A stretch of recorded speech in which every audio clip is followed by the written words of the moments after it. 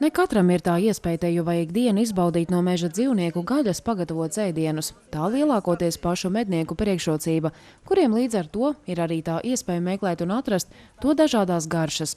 Pēdējos gados ar tām arī citus iepazīstina mednieku un makšķernieku klubs Zaube, rīkojot degustācijas, un tā kā interese ar katru reizi arvien pieauga, pašvaldība ierosināja sarīkot festivālu.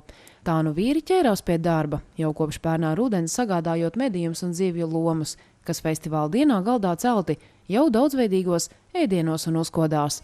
Par tām savukārt parūpējās mednieku sievas.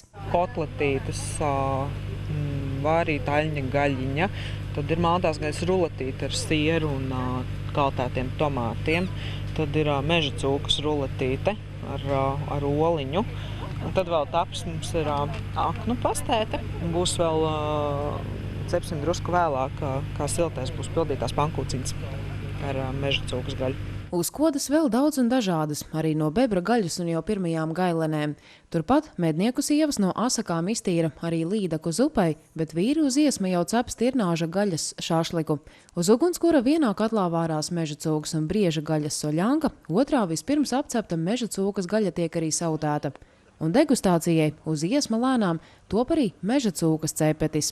Gandrīz visu ēdienu autors ir Druvis Leiksdiņš. Viņš arī degustāciju iniciators. Es esmu izaudzis mednieku ģimenē. Man ir bijis gan vecais tēvs, gan tēvs, gan brālis, gan es, gan dēls. Visi mēs esam mednieki, visi pilnīgi. Un mamma jau visu mūžu to ir darījusi.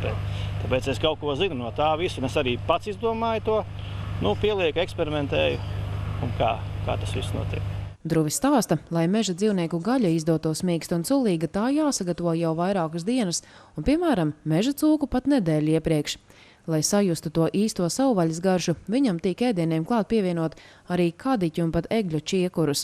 Un tāds jau arī ir degustācija mērķis – dot iespēju tiem, kam ikdienā tādas nav vai ir reti, sajust to daudzveidīgo dabas garšu. Daba dod daudz, un jāpaņem no viņas ir to, ko viņa dod. Man jāņem ir prātīgi. Nevajag ņemt pa daudz.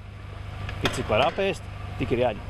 Šoreiz apēst vairāk tik, cik spēj, gan bija gatavi daudzi apmeklētāji. Rinda pēc Zaubes mednieku un makšķernieku un viņu sievu sarūpētā bija gara, un te jau vai katrs nogaršoja gan zupas, gan šašliku, cūkas cepeti un daudzās uzkodas. Te atšķirās ir pilnīgi cita garša. Garša savādāk nekā mājās. Viņam arī kaut kāda tāda, tu jūti, ka tā ir gaļiņa un pilnīgi, nav tā, kas ir veikalā. Man liekas, tāpēc, ka brīvā dabā gatavots ir noteikti garšīgāk. Ļoti garšīgi bija, ļoti jauki. Ar ko atšķirs varbūt tā mājas garša no tā savvaļas garšas? Jūtu atšķirību? Mēs pat cik laukos dzīvojam. Mums jau visas govs, visas kā zemnieku saimniecība laukos, tā kā mums jau gandrīz tas pats vien ir. Bet kaut kāda garša jau ir, piemēram, meža cūkai. Savādāk jau ir nekā mājas cūka. Kamēr daļa apmeklētāji izbaudīja dažādās dabas garšas, citi savukārt iesaistījās sarunās par un ap tām. Festivāla laikā norisinājās arī šefpavāra Ērika Dreibanta un viņa domu biedru rīkots pasākums Vasaras dabas garšas sarunas, kam mērķis atgādināt un no jauna iepazīstināt cilvēkus ar to, kā tad labāk izmantot to, ko daba dod. Visu laiku ir dažādi pavāru kursi, dažādi produktu prezentācijas, bet bieži vien pavāri mēs, un ne tikai pavāri, visi nezin īsti, kā tas produkts ir, piemēram, cēlēs. Mēs nezinām koku īpašības, uz kādām mēs gribam ēdienu likt, un vienkārši, lai to uzzinātu, priekš manīm tas bija interesanti, un es nolēmu, ka droši vien ne tikai man, kad lielām pulkam tas ir, un kā izrādās, ir arī interesanti, un sāk rīkot šādas dabas garšas sarunas. Dabas garšas sarunās pieredzē dalās gan pavāru mākslas meistari, gan dabas pazinēji, amatnieki un mājražotāji, mednieki, biologi un citu jomu pārstāvi. Šīs bija jau trešās sarunas un pārunāts jau daudz kas. Kādas sēnes mežā izvēlēties un kā tās pagatavot, kam un kādus savvaļas augus var izmantot. Šoreiz bija arī saruna gan par koka, gan māla trauku izmantošanu un izzinošā jau vēl daudz arī priekšdienām. Lai mēs neslimotu ar visām civilizācijas slimībām, sākot ar cukuru, beidzot ar beidzot ar to, ka daram to, ko negribās pašiem darīt. Mums ir jāatrod tā sava saikne.